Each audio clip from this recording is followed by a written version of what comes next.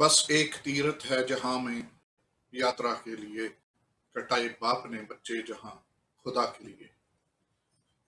पो ਦੀਆਂ ਠੰਡੀਆਂ ਰਾਤਾਂ ਜਿੱਥੇ ਅਸੀਂ ਅੱਜ ਨਤਮਸਤਕ ਹੋ ਰਹੇ ਹਾਂ, ਸ਼ਰਧਾਂਜਲੀ ਦੇ ਰਹੇ ਹਾਂ ਮਾਤਾ ਗੁਜਰ ਕੌਰ ਜੀ, ਚਾਰਾਂ ਸਾਹਿਬਜ਼ਾਦਿਆਂ ਨੂੰ, ਸਾਡੇ ਗੁਰੂ ਕੀਆਂ ਲਾਡੀਆਂ ਫੌਜਾਂ ਨੂੰ, ਗੁਰੂ ਕੇ ਪਿਆਰਿਆਂ ਨੂੰ। ਅੱਜ ਚੜ੍ਹਦੀ ਕਲਾ ਟਾਈਮ ਟੀਵੀ ਦੇ ਇਸ ਨਜ਼ਰੀਆ ਸ਼ੋਅ ਦੇ ਵਿੱਚ ਹਰਪ੍ਰੀਤ ਸਿੰਘ ਦਰਦੀ ਵੱਲੋਂ ਆਪ ਜੀ ਦਾ ਨਿੱਘਾ ਸਵਾਗਤ ਹੈ। ਅਸੀਂ ਗੱਲਬਾਤ ਕਰਾਂਗੇ ਅੱਜ ਦੇ ਉਹਨਾਂ ਯੋਧਿਆਂ ਨੂੰ ਜਿਹੜੇ ਇਹਨਾਂ ਪੋਹ ਦੀਆਂ ਠੰਡੀਆਂ ਰਾਤਾਂ ਦੇ ਵਿੱਚ ਸੜਕਾਂ ਦੇ ਉੱਤੇ ਆਪਣੀਆਂ ਹੱਕ ਦੀਆਂ ਮੰਗਾਂ ਲਈ ਜੂਝ ਰਹੇ ਹਨ। ਅੱਜ ਇਸ ਸ਼ੋਅ ਦੇ ਵਿੱਚ ਹੋਰ ਵੀ ਕਈ ਗੱਲਾਂ ਨੇ, ਨਜ਼ਰੀਏ ਨੇ ਕਿ ਜਿੱਥੇ ਬਜ਼ੁਰਗ ਮਾਈਆਂ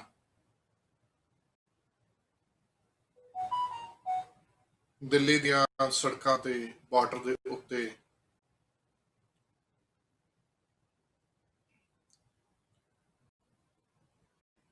ਆਪਣੀਆਂ ਹੱਕੀ ਮੰਗਾਂ ਲਈ ਬੈਠੀਆਂ ਹਨ। ਸਾਰੀ ਦੁਨੀਆ ਉਹਨਾਂ ਦੀ ਸਪੋਰਟ ਦੇ ਵਿੱਚ ਆਈ ਹੋਈ ਹੈ। ਹਰ ਇੱਕ ਦੇ ਹਿਰਦੇ ਵਲੂੰਧੜੇ ਹੋਏ ਨੇ, ਪਰ ਇੱਕ ਆਸ ਦੀ ਕਿਰਨ, ਇੱਕ ਨਿਸ਼ਚੈ ਦੀ ਕਿਰਨ, ਨਿਸ਼ਚੈ ਕਰ ਆਪਣੀ ਜੀਤ ਕਰਾਉਣ ਦੀ, ਜੋ ਸਾਡੇ ਦੇ ਖੂਨ ਦੇ ਵਿੱਚ ਗੁਰਕਲਗੀਧਰ ਪਾਤਸ਼ਾਹ ਨੇ ਪਰਪਾਟੀ ਪਾਈ, ਸਾਨੂੰ ਅੰਮ੍ਰਿਤ ਦੀ ਦਾਤ ਬਖਸ਼ ਕੇ ਚੜ੍ਹਦੀ ਕਲਾ ਲਈ ਸੋਚ ਬਖਸ਼ੀ। ਅੱਜ ਉਸੇ ਨਿਸ਼ਚੇ ਦੇ ਨਾਲ ਆਪਣੀ ਹੱਕੀ ਮੰਗਾਂ ਲਈ ਉਹ ਜੂਝ ਰਹੇ ਹਨ। ਮੇਰੇ ਨਾਲ ਅੱਜ ਇਸ ਖਾਸ ਪ੍ਰੋਗਰਾਮ ਦੇ ਵਿੱਚ ਕੈਨੇਡਾ ਦੀ ਧਰਤੀ ਤੋਂ, ਬਰੈਂਪਟਨ ਤੋਂ ਉਹ ਸ਼ਖਸੀਅਤ ਜੁੜੇ ਹੋਏ ਹਨ ਜਿਨ੍ਹਾਂ ਦੇ ਵਿੱਚ ਸਿੱਖੀ ਦਾ ਦਰਦ ਕੁੱਟ-ਕੁੱਟ ਕੇ ਭਰਿਆ ਹੈ। ਜਿੱਥੇ ਉਹ ਪਿਛਲੇ ਕਈ ਦਹਾਕਿਆਂ ਤੋਂ ਪੰਜਾਬ ਦੇ ਦਰਦ ਦੇ ਵਿੱਚ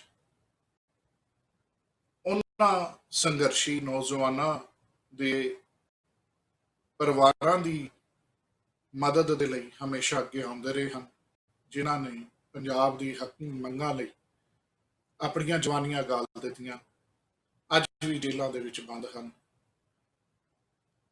ਪਿੱਛੇ ਉਹਨਾਂ ਦੇ ਪਰਿਵਾਰ ਜਿਹੜੇ ਹਨ ਉਹ ਰੁਲ ਗਏ ਹਨ।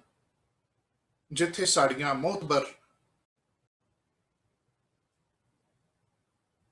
ਆਰਗੇਨਾਈਜੇਸ਼ਨਸ ਉਹਨਾਂ ਦੀ ਮਦਦ ਲਈ ਅੱਗੇ ਨਹੀਂ ਆਈਆਂ, ਉੱਥੇ ਇਹੋ ਜਿਹੇ ਗੁਰਮੁਖ ਪਿਆਰਿਆਂ ਨੇ ਅੱਗੇ ਆ ਕੇ ਉਹਨਾਂ ਦੀ ਬਾਂਹ ਫੜੀ, ਉਹਨਾਂ ਦੇ ਬੱਚਿਆਂ ਦੀ ਫੀਸਾਂ ਭਰੀਆਂ, ਉਹਨਾਂ ਦੇ ਘਰਾਂ ਦੇ ਖਰਚੇ ਦਿੱਤੇ ਅਤੇ ਭਾਰਤ ਦੇ ਨਾਲ ਨਾਲ ਕੈਨੇਡਾ ਦੀ ਧਰਤੀ ਉੱਤੇ ਵੀ ਸਮਾਜਿਕ ਤੌਰ ਤੇ ਅਤੇ ਰਾਜਸੀ ਪੱਧਰ ਤੇ ਵੀ ਆਪਣੀ ਪੈਠ ਬਣਾਈ।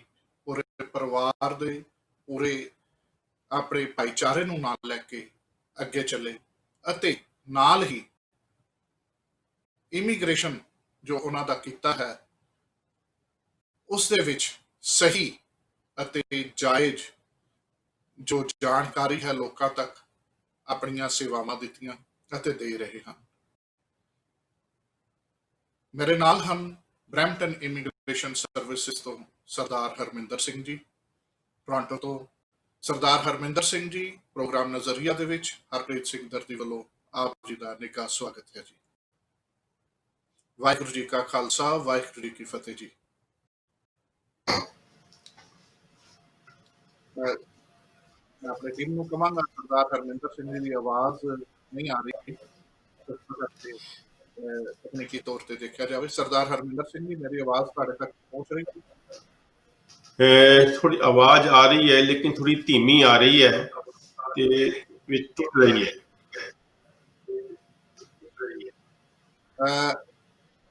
सरदार संदीप सिंह जी कृपा करके देखना। वाहिगुरू जी का खालसा, वाहिगुरू जी की फतेह जी। वाहिगुरू जी का खालसा, वाहिगुरू जी की फतेह।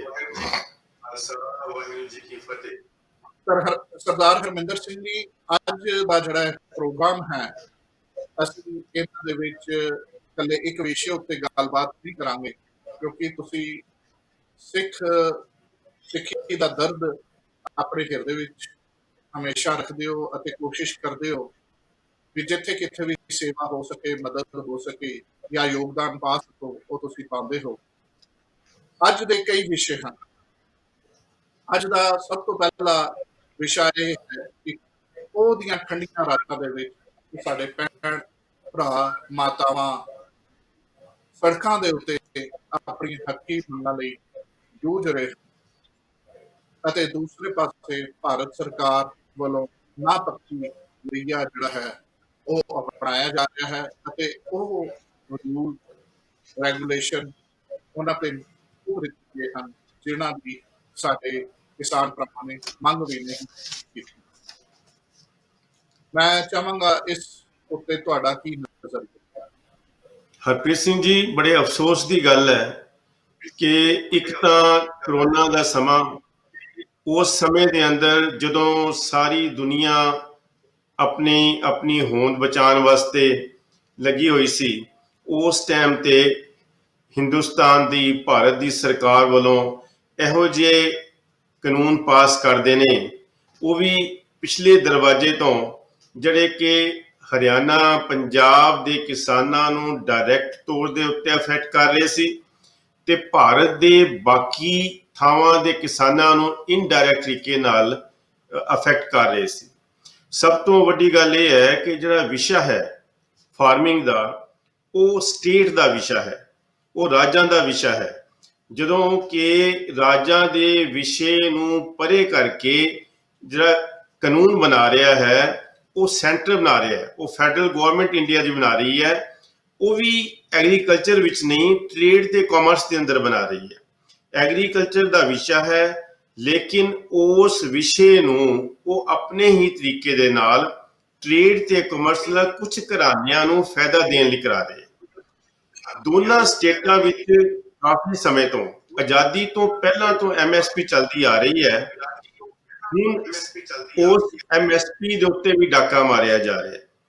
ਕੋਈ ਵੀ ਸਰਕਾਰ ਲਿਖਤੀ ਤੌਰ ਦੇ ਉੱਤੇ ਕਾਨੂੰਨ ਬਣਾਉਣ ਨੂੰ ਤਿਆਰ ਨਹੀਂ ਕਿ ਇਹਨਾਂ ਨੂੰ ਮਿਨੀਮਮ ਸਪੋਰਟ ਪ੍ਰਾਈਸ ਮਿਲੇਗੀ। ਇਹੋ ਜਿਹੀ ਹਾਲਤ ਵਿੱਚ ਇਹ ਮਜਬੂਰੀ ਬਣ ਜਾਂਦੀ ਹੈ ਕਿਸਾਨਾਂ ਦੀ ਕਿ ਉਹ ਪ੍ਰੋਟੈਸਟ ਕਰਨ, ਕਿਉਂਕਿ ਆਵਾਜ਼ ਚੁੱਕਣਾ ਸੰਵਿਧਾਨਕ ਹੱਕ ਹੈ ਕਿਸਾਨਾਂ ਦਾ। ਇਹ ਸਾਨੂੰ ਗੁੜਤੀ ਸਤਿਗੁਰੂ ਸੱਚੇ ਪਾਤਸ਼ਾਹ ਨੇ ਗੁਰੂ ਅਰਜਨ ਦੇਵ ਪਾਤਸ਼ਾਹ ਤੋਂ ਲੈ ਕੇ ਹੁਣ ਤੱਕ ਹੋਏ ਸੰਘਰਸ਼ਾਂ ਚੋਂ ਮਿਲੀ ਹੋਈ ਹੈ। ਅਸੀਂ ਆਪਣੀ ਆਵਾਜ਼, ਆਪਣੀ ਸੱਚ ਦੀ ਆਵਾਜ਼, ਤਾਂ ਕਿ ਅਸੀਂ ਆਪਣੇ ਹੱਕ ਲੈ ਸਕੀਏ, ਉਹ ਚੁੱਕਣੀ ਇੱਕ ਜਾਇਜ਼ ਜੀ ਗੱਲ ਸਮਝਦੇ ਹਾਂ ਔਰ ਉਹਨੂੰ ਬੜੇ ਸ਼ਾਂਤੀਪੂਰਵਕ ਢੰਗ ਦੇ ਨਾਲ ਅਸੀਂ ਇਹ ਕੰਮ ਕਰ ਰਹੇ ਹਾਂ। ਹਾਲਤ ਇਹੋ ਜਿਹੀ ਹੈ, ਰਹਿਣ ਨੂੰ ਉੱਥੇ ਕੋਈ ਜਗ੍ਹਾ ਨਹੀਂ, ਪੋਹ ਦੀਆਂ ਰਾਤਾਂ ਹੈ। ਇਹ ਉਹੀ ਸਮਾਂ ਹੈ ਜਿਹੜਾ ਗੁਰੂ ਸਾਹਿਬ ਦੇ ਬੱਚਿਆਂ ਦੇ ਉੱਤੇ ਆਇਆ ਸੀ, ਅੱਜ ਪੰਥ ਦੇ ਕੌਮ ਦੇ ਸਿਰ ਉੱਤੇ ਆ ਚੁੱਕਿਆ। ਬੈਠੇ ਉੱਥੇ, ਵਾਸ਼ਰੂਮਸ ਉੱਥੇ ਹੈ ਨਹੀਂ। ਅਮਰੀਕਾ ਦੀ ਸੰਗਤ ਨੇ ਕੁਝ ਉਪਰਾਲੇ ਕੀਤੇ ਆ ਉੱਥੇ ਵਾਸ਼ਰੂਮ ਬਣਾਉਣ ਦੇ। ਟੋਰਾਂਟੋ ਦੀ ਕੁਝ ਸੰਗਤ ਨੇ ਵੀ ਉੱਥੇ ਲੰਗਰਾਂ ਦਾ ਇੰਤਜ਼ਾਮ ਕੀਤਾ ਹੈ, ਜਿਹਦੇ ਵਿੱਚ ਦਾਸ ਦੇ ਪਰਿਵਾਰ ਦਾ ਵੀ ਸਹਿਯੋਗ ਹੈ। ਪਰ ਕੀ ਇਹ ਕਾਫੀ ਹੈ? ਇਹਦੇ ਨਾਲ ਹੱਲ ਤੇ ਨਹੀਂ ਹੈ ਨਾ। ਹੱਲ ਤਾਂ ਇਹੀ ਹੈ ਕਿ ਇਹਨਾਂ ਕਾਨੂੰਨਾਂ ਨੂੰ ਵਾਪਸ ਲਿੱਤਾ ਜਾਵੇ, ਐਮਐਸਪੀ ਦੀ ਗਾਰੰਟੀ ਕੀਤੀ ਜਾਵੇ, ਤਾਂ ਕਿ ਉਹ ਅੱਗੇ ਤੋਂ ਆਪਣਾ ਜੀਵਨ ਆਰਡੀਨਰੀ ਤਰੀਕੇ ਨਾਲ, ਇਹ ਤੇ ਨਹੀਂ ਮੈਂ ਕਹਿ ਸਕਦਾ ਕਿ ਬੈਟਰ ਤਰੀਕਾ ਹੋ ਜਾਏਗਾ, ਕਿਉਂਕਿ ਇਹ ਐਮਐਸਪੀ ਪਹਿਲਾਂ ਵੀ ਸੀ। ਜਦੋਂ ਸੀ ਉਦੋਂ ਵੀ ਕਿਸਾਨ ਫਾਂਸੀਆਂ 'ਤੇ ਚੜ੍ਹਦੇ ਪਏ ਸੀ, ਆਪ ਰਸੇ ਗੱਲਾਂ 'ਚ ਪਾਉਂਦੇ ਪਏ ਸੀ। ਉਸ ਵੇਲੇ ਵੀ ਕਿਸਾਨਾਂ ਦੀ ਹਾਲਤ ਚੰਗੀ ਨਹੀਂ ਸੀ। ਪਰ ਜੇ ਇਹ ਕਾਨੂੰਨ ਐਮਐਸਪੀ ਖਤਮ ਹੋ ਜਾਂਦੀ ਹੈ, ਫਿਰ ਤਾਂ ਉਹਨਾਂ ਦਾ ਜੀਣ ਦਾ ਕੋਈ ਹੱਜ ਹੀ ਨਹੀਂ ਰਹਿ ਜਾਂਦਾ। ਮਜਬੂਰੀ ਵਸ ਉਹਨਾਂ ਨੂੰ ਆਪਣੀਆਂ ਜ਼ਮੀਨਾਂ, ਇਵਨ ਆਪਣੇ ਘਰ-ਬਾਰ ਉਹਨਾਂ ਵੱਡੇ ਘਰਾਣਿਆਂ ਨੂੰ ਦੇਣੇ ਹੀ ਪੈ ਜਾਣੇ। ਉਹਨਾਂ ਦੀ ਮਜਬੂਰੀ ਹੋਏਗੀ, ਹੋਰ ਕੋਈ ਨਾ ਕੋਈ ਰਾਹ ਨਹੀਂ ਬਚਦਾ ਹੈਗਾ। ਸਟੇਟਾਂ ਦੇ ਹੱਕ ਤੇ ਡਾਕਾ ਪਿਆ ਹੈ, ਸਰਕਾਰਾਂ ਕੁਝ ਕਰਨ ਨੂੰ ਤਿਆਰ ਨਹੀਂ। ਜਿਹੜੇ ਵਿਚਾਰੇ ਫਾਰਮਰਸ ਹੈ, ਉਹਨਾਂ ਦੇ ਉੱਤੇ ਇਹ ਬੜੀ ਮੁਸੀਬਤ ਦੀ ਘੜੀ ਹੈ। ਨਾ ਤਾਂ ਸਟੇਟ ਦੀਆਂ ਸਰਕਾਰਾਂ ਇਸ ਉੱਤੇ ਆਵਾਜ਼ ਚੁੱਕਣ ਨੂੰ ਤਿਆਰ ਹੈ, ਆਪਣੇ ਰਾਈਟਸ ਤੇ ਗੱਲ ਕਰਨ ਨੂੰ ਤਿਆਰ ਹੈ, ਨਾ ਫੈਡਰਲ ਗਵਰਨਮੈਂਟ ਉਹਨਾਂ ਦੀ ਗੱਲ ਮੰਨਣ ਨੂੰ ਤਿਆਰ ਹੈ। ਹੁਣ ਇਹੋ ਜਿਹੇ ਸਮੇਂ ਦੇ ਵਿੱਚ ਕਿਸਾਨਾਂ ਵਾਸਤੇ ਸੰਘਰਸ਼ ਤੋਂ ਸਿਵਾ ਹੋਰ ਚਾਰਾ ਕੀ ਰਹਿ ਜਾਂਦਾ ਹੈ? ਸੰਘਰਸ਼ ਵੀ ਕੀ ਹੈ? ਬਾਰਡਰ ਤੇ ਬੈਠੇ ਹੈ, ਪਤਾ ਨਹੀਂ ਕੱਲ ਕੀ ਹੋਣਾ ਹੈ, ਠੰਡੀਆਂ ਰਾਤਾਂ ਹੈ, ਸਵੇਰੇ ਉੱਠ ਕੇ ਇਸ਼ਨਾਨ ਕਰਨ ਵਾਸਤੇ ਕੋਈ ਅਰੇਂਜਮੈਂਟ ਨਹੀਂ, ਵਾਸ਼ਰੂਮ ਜਾਣ ਲਈ ਕੋਈ ਅਰੇਂਜਮੈਂਟ ਨਹੀਂ। ਸਰਕਾਰ ਦੇ ਜਿਹੜੇ ਨੁਮਾਇੰਦੇ ਹੈ ਜਾਂ ਸਰਕਾਰ ਦਾ ਜਿਹੜਾ ਮੀਡੀਆ ਹੈ ਉਹ ਕਦੀ ਇਹਨਾਂ ਨੂੰ ਖਾਲਿਸਤਾਨੀ ਕਹਿੰਦਾ ਹੈ, ਕਦੀ ਅੱਤਵਾਦੀ ਕਹਿੰਦਾ ਹੈ, ਕਦੀ ਟੁਕੜੇ ਟੁਕੜੇ ਗੈਂਗ ਕਹਿੰਦਾ ਹੈ, ਕਦੀ ਕਮਿਊਨਿਸਟ ਪਾਰਟੀ ਨਾਲ ਜੋੜਦਾ ਪਿਆ ਹੈ। ਸਮਝ ਨਹੀਂ ਆਉਂਦੀ ਕਿ ਕੀ ਹੋ ਕੀ ਰਿਹਾ ਤੇ ਇਸ ਘੜੀ ਵਿੱਚੋਂ ਕਿਵੇਂ ਨਿਕਲਾਂਗੇ। ਇਹ ਇੱਕ ਬਹੁਤ ਵੱਡਾ ਸਵਾਲ ਹੈ ਜੋ ਖੜਾ ਹੋ ਗਿਆ ਹੈ, ਪਰ ਵਾਹਿਗੁਰੂ ਕਿਰਪਾ ਕਰੇਗਾ, ਆਖਰ ਕੌਮ ਸੁਰਖਰੂ ਹੋ ਕੇ ਨਿਕਲੇਗੀ, ਜਿੱਤ ਸਾਡੀ ਹੋਏਗੀ। ਜਿਵੇਂ ਤੁਸੀਂ ਕਿਹਾ, ਨਿਸ਼ਚੈ ਕਰ ਆਪਣੀ ਜੀਤ ਕਰੋ, ਵਾਹਿਗੁਰੂ ਜੂ ਜਿੱਤ ਬਖਸ਼ੇਗਾ। ਹਰਮਿੰਦਰ ਸਿੰਘ ਜੀ, ਕਈ ਪਰਿਪੇਖ, ਕਈ ਨਜ਼ਰੀਏ ਦੇਖਣ ਨੂੰ ਮਿਲ ਰਹੇ ਹਨ ਕਿ ਪੰਜਾਬ, ਹਰਿਆਣਾ, ਹਿਮਾਚਲ ਦੀ ਧਰਤੀ, ਜੋ ਪੰਜਾਬ ਹੀ ਸੀ, ਪਹਿਲਾਂ ਪੰਜਾਬ ਸੀ ਤੇ ਹਿੰਦੁਸਤਾਨ ਦੀ ਸਰਕਾਰ ਵੱਲੋਂ ਤੋੜਿਆ ਗਿਆ, ਉਹਨਾਂ ਨੂੰ ਕਈ ਕਾਰਨ ਬਣੇ, ਵੀ ਉਹ ਬਹੁਤ ਉਪਜਾਊ ਧਰਤੀ ਹੈ। ਤੇ ਕੀ ਇਸ ਤਰ੍ਹਾਂ ਦੀ ਸਾਜ਼ਿਸ਼ ਵੀ ਇੱਕ ਨਜ਼ਰੀਆ ਵੀ ਦੇਖਿਆ ਜਾ ਰਿਹਾ, ਤੁਹਾਡਾ ਉਸ ਦੇ ਉੱਤੇ ਕੀ ਕਹਿਣਾ ਹੈ? ਵੀ ਸਾਜ਼ਿਸ਼ ਤਾਂ ਨਹੀਂ, ਵੀ ਕਿਸਾਨ ਪਹਿਲੇ ਵੀ ਖੁਦਕੁਸ਼ੀਆਂ ਕਰ ਰਹੇ ਸਨ, ਪੰਜਾਬ ਹਰਿਆਣਾ ਦੇ ਬੱਚੇ ਪਹਿਲੇ ਵੀ ਉੱਥੋਂ ਨਿਕਲ ਕੇ ਨਿਊਜ਼ੀਲੈਂਡ, ਆਸਟ੍ਰੇਲੀਆ, ਕੈਨੇਡਾ, ਇਹਨਾਂ ਧਰਤੀਆਂ ਤੇ ਜਾ ਕੇ ਵਸੇ ਨੇ, ਤੇ ਪੰਜਾਬ ਦੀ ਨੌਜਵਾਨੀ ਬਾਹਰ ਨਿਕਲਣ ਨੂੰ, ਤੇ ਕਿਸਾਨ ਵੀ ਬਾਹਰ ਨਿਕਲਣ ਨੂੰ ਤਤਪਰ ਹੈ। ਕਿ ਇਹ ਹਾਲਾਤ ਬਣਾਏ ਤਾਂ ਨਹੀਂ ਜਾ ਰਹੇ ਵੀ ਇਹਨਾਂ ਦੇ ਵਿੱਚ ਹੋਰ ਐਸੀ ਐਂਜ਼ਾਈਟੀ ਭਰੀ ਜਾਵੇ, ਵੀ ਐਸਾ ਉਹਨਾਂ ਦੇ ਵਿੱਚ ਕਾਹਲਾਪਨ ਭਰਿਆ ਜਾਵੇ ਵੀ ਉਹ ਪੰਜਾਬ ਛੱਡ ਕੇ, ਹਿੰਦੁਸਤਾਨ ਛੱਡ ਕੇ ਤੇ ਉਹ ਬਾਹਰ ਨਿਕਲਣ ਤੇ ਇਹਨਾਂ ਦੀਆਂ ਜਿਹੜੀਆਂ ਜ਼ਮੀਨਾਂ ਉਹਨਾਂ ਤੇ ਕਬਜ਼ਾ ਜਿਹੜਾ ਹੈਗਾ ਉਹ ਵੱਡੇ ਅਦਾਰੇ ਕਰ ਸਕਣ।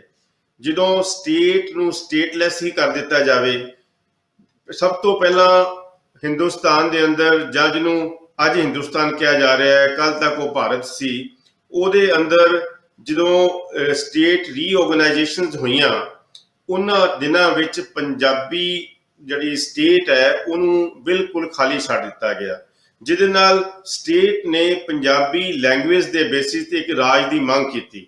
ਉਹ ਰਾਜ 'ਚ ਇਹ ਨਹੀਂ ਕਿਹਾ ਜਾ ਰਿਹਾ ਸੀ ਕਿ ਇਹਦੇ ਟੋਟੇ ਕਰਕੇ ਇਹਦੇ ਵਿੱਚੋਂ ਹਰਿਆਣਾ ਬਣਾ ਦਿਓ, ਇਹ 'ਚੋਂ ਹਿਮਾਚਲ ਬਣਾ ਦਿਓ, ਕੁਛ ਇਲਾਕਾ ਤੁਸੀਂ ਰਾਜਸਥਾਨ ਨੂੰ ਦੇ ਦਿਓ, ਕੁਛ ਜੰਮੂ ਕਸ਼ਮੀਰ ਨੂੰ ਦੇ ਦਿਓ।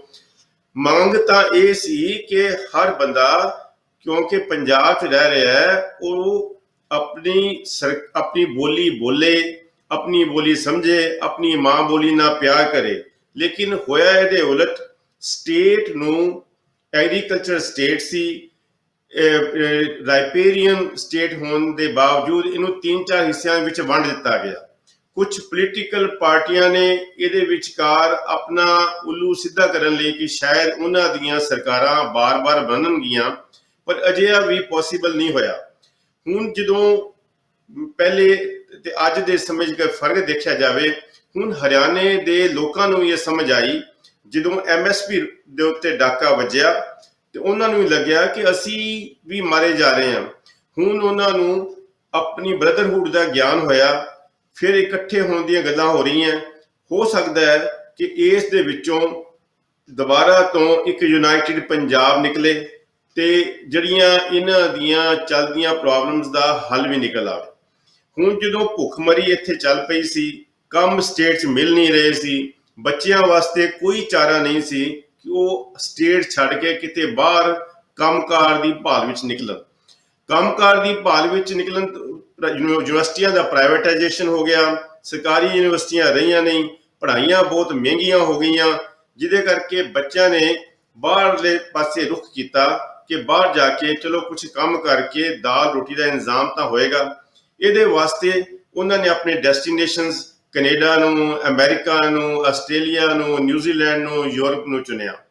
ਭਾਵੇਂ ਬਹੁਤ ਜ਼ਿਆਦਾ ਨਮੋਸ਼ੀਆਂ ਉਹਨਾਂ ਨੂੰ ਹੋਈਆਂ, ਬਹੁਤ ਵੱਡੀਆਂ ਸਟਰਗਲ ਵਿੱਚੋਂ ਲੰਘਣਾ ਪਿਆ, ਬਹੁਤ ਲੁੱਟਮਾਰ ਵੀ ਉਹਨਾਂ ਨਾਲ ਹੋਈ, ਪਰ ਅਲਟੀਮੇਟਲੀ ਜਦੋਂ ਉਹ ਕਾਮਯਾਬੀ ਦੇ ਉੱਤੇ ਪਹੁੰਚਣ ਲੱਗੇ ਤੇ ਹੁਣ ਇੱਕ ਨਵਾਂ ਕੁਹਾੜਾ ਫਾਰਮਰ ਦੇ ਸਿਰ ਤੇ ਸੁੱਟ ਦਿੱਤਾ ਗਿਆ। ਇਸ ਵੇਲੇ ਦੀ ਹਾਲਾਤ ਇਹੋ ਜਿਹੀ ਹੋ ਚੁੱਕੀ ਹੈ, ਨਾ ਉਹ ਹੁਣ ਉੱਥੇ ਰਹਿਣ ਜੋਗੇ, ਨਾ ਇੱਥੇ ਰਹਿਣ ਜੋਗੇ। ਸ਼ਾਇਦ ਜੇ ਕਿਤੇ MSP ਲਾਗੂ ਹੋ ਜਾਏ, ਫਾਰਮਰਸ ਦੇ ਇਹ ਕਾਨੂੰਨ ਵਾਪਸ ਹੋ ਜਾਣ ਤੇ ਦੁਬਾਰਾ ਤੋਂ ਗ੍ਰੀਨ ਰੈਵੋਲੂਸ਼ਨ ਵਾਲੀ ਹਾਲਾਤ ਦੁਬਾਰਾ ਤੋਂ ਸ਼ੁਰੂ ਹੋ ਜਾਏ, ਲੋਕਾਂ ਨੂੰ ਆਪਣੀ ਚੀਜ਼ ਦਾ ਮੁੱਲ ਮਿਲ ਜਾਏ ਤੇ ਉਹ ਆਪਣੀ ਵਿੱਚ ਰਹਿਣਾ ਪਸੰਦ ਕਰਨ। ਨਹੀਂ ਤਾਂ ਬਾਹਰਲੇ ਮੁਲਕਾਂ ਨੇ ਤਾਂ ਬਹੁਤ ਸਾਰੇ ਇਹੋ ਜਿਹੇ ਪ੍ਰੋਗਰਾਮ ਸ਼ੁਰੂ ਕਰ ਹੀ ਦਿੱਤੇ ਹੈ ਜਿਹਦੇ ਨਾਲ ਫਾਰਮਰਸ ਐਗਰੀਕਲਚਰ ਪ੍ਰੋਗਰਾਮਸ ਦੇ ਅੰਦਰ ਬਾਹਰਲੇ ਮੁਲਕਾਂ ਵਿੱਚ ਆ ਜਾਣ, ਜਾਂ ਉਹ ਤਾਂ ਆਪਣਾ ਸਭ ਕੁਝ ਵੇਚ ਵਟ ਕੇ ਬਾਹਰ ਨਿਕਲਣ ਨੂੰ ਤਿਆਰ ਬੈਠੇ ਹੋਏ ਹੈ। ਕਰ ਵੇਚ ਵਟ ਕੇ ਉਹ ਬਾਹਰ ਨਿਕਲਣ ਨੂੰ ਤਿਆਰ ਤਾਂ ਹੋਏ ਨੇ, ਪਰ ਅੱਜ ਦੇ ਮਾਹੌਲ ਅਨੁਸਾਰ ਉਹਦੀਆਂ ਜ਼ਮੀਨਾਂ ਦੀਆਂ ਕੀਮਤਾਂ ਜਿਹੜੀਆਂ ਅੱਜ ਤੋਂ ਤਕਰੀਬਨ 5-6 ਸਾਲ ਪਹਿਲੇ ਕਰੋੜਾਂ ਰੁਪਏ ਸੀ, ਅੱਜ ਉਹ ਲੱਖਾਂ ਰੁਪਏ ਤੋਂ ਵੀ ਘਟ ਗਈ ਹੈ। ਜਿੱਥੇ 1 ਕਰੋੜ ਮੁੱਲ ਮਿਲਦਾ ਸੀ ਉੱਥੇ ਅੱਜ 20 ਲੱਖ ਵੀ ਦੇਣ ਨੂੰ ਕੋਈ ਤਿਆਰ ਨਹੀਂ। ਇਹ ਬਿਲਕੁਲ ਠੀਕ ਹੈ ਜੀ, ਕਿਉਂਕਿ demand and supply the formula ਜੇ ਕਿਤੇ ਬਾਕੀ ਚੀਜ਼ਾਂ ਉੱਤੇ ਲਾਗੂ ਹੁੰਦਾ ਹੈ ਤੇ ਉਹ ਜ਼ਮੀਨ ਦੇ ਉੱਤੇ ਵੀ ਲਾਗੂ ਹੁੰਦਾ ਹੈ। ਹੁਣ ਬੰਦੇ ਨੂੰ ਪੈਸਾ ਚਾਹੀਦਾ ਹੈ ਫੀਸ ਪੇ ਕਰਨ ਲਈ। ਇੱਕ 5-6 ਏਕੜ ਜਾਂ 2 ਏਕੜ ਦਾ ਜ਼ਿਮੀਂਦਾਰ ਹੈ, ਬੱਚਾ ਉਹਦਾ ਬਾਹਰ ਜਾਣਾ ਚਾਹੁੰਦਾ ਹੈ, 12-13-14 ਹਜ਼ਾਰ ਡਾਲਰ ਫੀਸ ਹੈ, ਉਹ ਹੁਣ ਫੀਸ ਦੇ ਪੈਸੇ ਦੇ ਨਹੀਂ ਪਾਉਂਦਾ। ਉਹ ਕਹਿੰਦੇ ਕਿਸੇ ਵੀ ਕੀਮਤ ਦੇ ਉੱਤੇ ਚਲੋ ਮੇਰਾ ਬੱਚਾ ਸੈਟਲ ਹੋ ਜਾਏਗਾ, ਜਿਸ ਕੀਮਤ ਤੇ ਵੀ ਵਿਕਦੀ ਹੈ, ਜੇ 30 ਲੱਖ ਦੀ ਚੀਜ਼ 20 ਚ ਵੀ ਵਿਕਦੀ ਹੈ ਤੇ ਚਲੋ ਫਿਰ ਦੇਖੀ ਜਾਏਗੀ, ਮੈਂ ਤੇ ਆਪਣੀ ਜ਼ਿੰਦਗੀ ਕੱਟ ਹੀ ਲਈ ਹੈ, ਮੇਰਾ ਬੱਚਾ ਇਹੋ ਜਿਹੇ ਔਖੇ ਸਮੇਂ 'ਚ ਨਾ ਨਿਕਲੇ। ਉਹ ਸਸਤੀ ਮਹਿੰਗੀ ਕਰਕੇ ਵੇਚਣ ਨੂੰ ਤਿਆਰ ਹੋ ਗਿਆ। ਹੁਣ ਦੂਜਾ ਕੁਹਾੜਾ ਇਹ ਪੈ ਗਿਆ ਕਿ MSP ਵੀ ਬੰਦ ਹੋ ਗਈ, ਆਪਣੇ ਸਮਾਨ ਦਾ ਮੁੱਲ ਵੀ ਨਹੀਂ ਮਿਲ ਰਿਹਾ ਤੇ ਕੌਣ ਖਰੀਦੇਗਾ ਜ਼ਮੀਨਾਂ? ਫਿਰ ਤਾਂ ਇਹ ਜ਼ਮੀਨਾਂ ਉਹ ਵੱਡੇ ਘਰਾਣੇ ਉਹੀ ਖਰੀਦਣਗੇ ਜਿਨ੍ਹਾਂ ਦੇ ਵਾਸਤੇ ਸਰਕਾਰਾਂ ਕੰਮ ਕਰਦੀਆਂ ਪਈਆਂ। ਉਹਨਾਂ ਕੋਲ ਇਨਫਰਾਸਟ੍ਰਕਚਰ ਹੈ, ਉਹਨਾਂ ਕੋਲ ਪੈਸਾ ਹੈ। ਫਾਰਮਰ ਗਰੀਬ ਆਦਮੀ ਹੈ, ਉਹ ਆਪਣਾ ਰਾਸ਼ਨ, ਆਪਣਾ ਸਮਾਨ, ਆਪਣਾ ਅਨਾਜ ਇਕੱਠਾ ਕਰ ਨਹੀਂ ਰੱਖ ਸਕਦਾ। ਉਹਦੇ ਲਈ ਤੇ ਮੁਸੀਬਤ ਦੀ ਘੜੀ ਹੈ। ਸਾਨੂੰ ਸਭ ਨੂੰ ਨਿਕਲ ਕੇ ਵਿਚਾਰੇ ਕਿਸਾਨ ਨੂੰ ਇਸ ਮੁਸੀਬਤ ਚੋਂ ਕੱਢਣਾ ਚਾਹੀਦਾ। ਬਿਲਕੁਲ ਠੀਕ ਜੀ, ਪਰ ਇੱਕ ਇਤਿਹਾਸ ਪ੍ਰਮਾਣ ਦਿੰਦਾ ਵੀ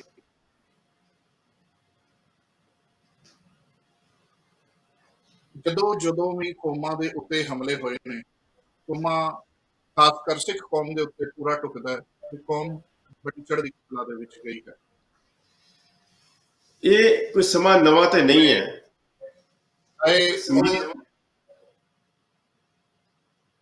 ਜਿਹੜੀ ਗੱਲ ਕਰਨਾ ਚਾਹ ਰਿਹਾ ਵੀ ਜੇ ਅਸੀਂ ਇਤਿਹਾਸਕ ਪੱਖ ਦੇਖੀਏ, ਜਦੋਂ ਵੱਡਾ ਘੱਲੂਘਾਰਾ, ਛੋਟਾ ਘੱਲੂਘਾਰਾ ਹੋਇਆ, ਉਸ ਤੋਂ ਬਾਅਦ ਚੋਂ ਮਹਾਰਾਜਾ ਰਣਜੀਤ ਸਿੰਘ ਜੀ ਦਾ ਜਿਹੜਾ ਰਾਜ ਆਉਂਦਾ ਹੈ, ਉਸ ਤੋਂ ਬਾਅਦ ਚ ਜੇ 1900 ਜੇ ਅਜੋਕੇ ਸਮੇਂ ਦੇ ਘੱਲੂਘਾਰੇ ਦੇਖੀਏ, 1984 ਦਾ ਘੱਲੂਘਾਰਾ ਹੋਇਆ।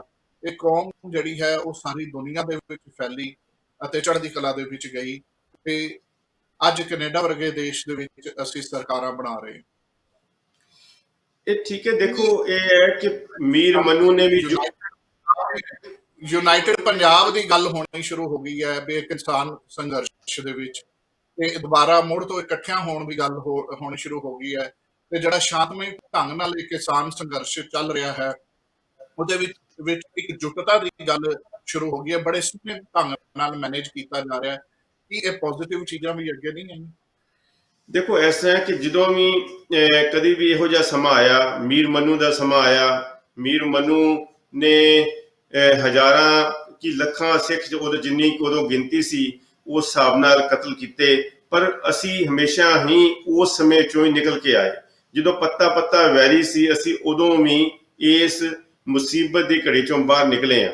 ਅੱਜ ਦੀ ਘੜੀ ਵਿੱਚ ਵੀ ਮੈਂ ਤਾਂ ਪੂਰੀ ਤਰ੍ਹਾਂ ਆਸਵੰਦ ਹਾਂ ਕਿ ਅਸੀਂ ਜਿੱਤ ਹਾਸਲ ਕਰਾਂਗੇ, ਔਰ ਇਹਦੇ ਨਾਲ ਜਿੱਤ ਤੋਂ ਭਾਵ ਮੇਰਾ ਹੈ ਕਿ ਅਸੀਂ ਇਕਨੋਮਿਕਲੀ ਵੀ ਅੱਗੇ ਨਾਲੋਂ ਜ਼ਿਆਦਾ ਚੰਗੇ ਹੋ ਕੇ ਨਿਕਲਾਂਗੇ।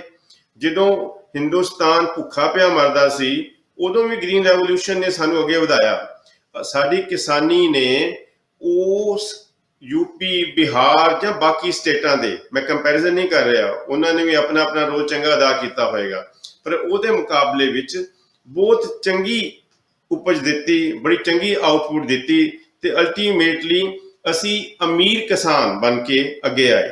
ਇਹ ਵੱਖਰੀ ਗੱਲ ਹੈ ਕਿ ਸਾਨੂੰ ਬਾਰ-ਬਾਰ ਦਵਾਇਆ ਗਿਆ। ਕਦੀ ਰਾਈਪੇਰੀਅਨ ਐਕਟ ਦਾ ਫਾਰਮੂਲਾ ਜਿਹੜਾ ਇੰਟਰਨੈਸ਼ਨਲ ਫਾਰਮੂਲਾ ਸੀ ਉਹ ਸਾਡੇ ਕੋਲੋਂ ਖੋਇਆ ਗਿਆ। ਸਾਡੇ ਜਿਹੜੀ ਪੋਲੀਟੀਕਲ ਕਲਾਸਾਂ ਸੀ ਉਹ ਸਰਕਾਰਾਂ ਨਾਲ ਰਲ ਜਾਂਦੀਆਂ ਰਹੀਆਂ ਤੇ ਉਸ ਫਾਰਮੂਲੇ ਨੂੰ ਵੀ ਰੱਦ ਕਰਾ ਕੇ ਰੱਖ ਛੱਡਿਆ। ਵੱਖੋ ਵੱਖ ਤਰ੍ਹਾਂ ਦੇ ਐਗਰੀਮੈਂਟ ਕਰਨੇ ਸ਼ੁਰੂ ਕਰਤੇ, ਭਾਵੇਂ ਉਹਨਾਂ ਐਗਰੀਮੈਂਟਸ ਉੱਤੇ ਵੀ ਕਦੀ ਕੰਮ ਨਹੀਂ ਹੋਇਆ। ਹੁਣ ਵੀ ਅਸੀਂ ਜਿੱਤ ਕੇ ਨਿਕਲਾਂਗੇ, ਜ਼ਰੂਰ ਨਿਕਲਾਂਗੇ। ਉਹ ਘੱਟ ਤੋਂ ਘੱਟ ਇਕਨੋਮਿਕਲੀ ਵੀ ਅਸੀਂ ਬਾਕੀਆਂ ਨਾਲੋਂ ਹੋ ਸਕਦਾ ਹੈ ਕਿ ਅਸੀਂ ਉਹਨਾਂ ਮੁਲਕਾਂ ਦੇ ਬਰਾਬਰ ਆ ਜਾਈਏ ਜਿਹੜੇ ਅੱਜ ਬੜੇ ਪ੍ਰੋਗਰੈਸਿਵ ਹੈ, ਕਿਉਂਕਿ ਅਸੀਂ ਦੁਨੀਆ ਦੇ ਹਰ ਕੋਨੇ 'ਚ ਪੰਜਾਬ ਨੂੰ, ਭਾਵੇਂ ਯੂਨਾਈਟਿਡ ਹੋਏ ਤੇ ਭਾਵੇਂ ਅੱਜ ਦਾ ਛੋਟਾ ਜਿਹਾ ਹੋਵੇ, ਇਹਨੂੰ ਸਪੋਰਟ ਕਰਨ ਨੂੰ ਦੁਨੀਆ ਦੀ ਹਰ ਮੁਲਕ ਦੇ ਵਿੱਚੋਂ ਜਿਹੜੇ ਸਾਡੇ NRIs ਹੈ ਉਹ ਤਿਆਰ ਬੈਠੇ ਹੈਗੇ। ਜੇ ਅੱਜ ਮੁਸੀਬਤ ਆਈ ਹੈ ਤੇ NRI ਵੀਰਾਂ ਨੇ ਜਿੰਨੀ ਕੁ ਮਦਦ ਹੋ ਸਕੀ ਹੈ, ਭਾਵੇਂ ਟਾਇਲਟ ਸੀ ਤੇ ਭਾਵੇਂ ਲੰਗਰ ਸੀ, ਜਿੱਥੋਂ ਤੱਕ ਵੀ ਹੋ ਸਕਿਆ ਉਹਨਾਂ ਨੇ ਆਪਣੇ ਵੀਰਾਂ ਦੀ ਮਦਦ ਕਰਨ ਦੀ ਕੋਸ਼ਿਸ਼ ਕੀਤੀ ਹੈ। ਇਕਨੋਮਿਕਲੀ ਸਟੈਬਲਾਈਜ਼ ਕਰਨ ਵਾਸਤੇ ਵੀ ਅਸੀਂ ਪਿੱਛੇ ਨਹੀਂ ਹਟਾਂਗੇ। ਅਸੀਂ ਇੱਥੇ ਵੀ ਇਕਨੋਮਿਕਲੀ ਬਹੁਤ ਸਟਰੋਂਗ ਹੋਏ ਹਾਂ, ਅਸੀਂ ਉੱਥੇ ਵੀ ਸਟਰੋਂਗ ਹੋਵਾਂਗੇ, ਪਰ ਲੇਕਿਨ ਸਰਕਾਰੀ ਤਸ਼ੱਦਦ ਤੋਂ ਨਿਕਲਣਾ ਬਹੁਤ ਜ਼ਰੂਰੀ ਹੈ।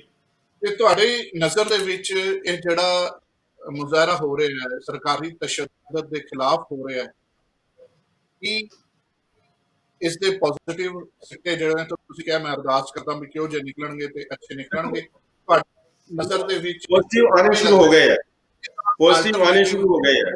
ਕੱਲ ਤੱਕ ਸਾਨੂੰ ਜਿਹੜਾ ਇੱਥੋਂ ਦੇ ਮੀਡੀਆ ਨੇ ਕਿਹਾ ਕਿ ਅਸੀਂ ਅੱਤਵਾਦੀ ਹਾਂ, ਇੱਥੋਂ ਦੇ ਮੀਡੀਆ ਨੇ ਕਿਹਾ ਅਸੀਂ ਖਾਲਿਸਤਾਨੀ ਹਾਂ, ਸਾਨੂੰ ਵੱਖਵਾਦੀ ਹਾਂ, ਇਹ ਟੁਕੜੇ ਗੈਂਗ ਹੈ। ਲੇਕਿਨ ਸਾਨੂੰ ਹਿੰਦੁਸਤਾਨ ਦੀ ਹਰ ਸਟੇਟ ਤੋਂ ਸਪੋਰਟ ਮਿਲਣੀ ਸ਼ੁਰੂ ਹੋਈ, ਭਾਵੇਂ ਉਹ ਅਸਾਮ ਸੀ, ਨਾਗਾਲੈਂਡ ਸੀ, UP ਸੀ, ਬਿਹਾਰ ਸੀ। ਉੱਥੋਂ ਦੇ ਕਿਸਾਨ ਸਾਡੇ ਨਾਲ ਆ ਕੇ ਬਹਿ ਗਏ। ਈਵਨ ਜਿਹੜੀ ਪ੍ਰਧਾਨ ਮੰਤਰੀ ਦੀ ਹੋਮ ਸਟੇਟ ਹੈ, ਉੱਥੋਂ ਦੇ ਕਿਸਾਨ ਆ ਕੇ ਵੀ ਸਾਡੇ ਨਾਲ ਆ ਕੇ ਬਹਿ ਗਏ।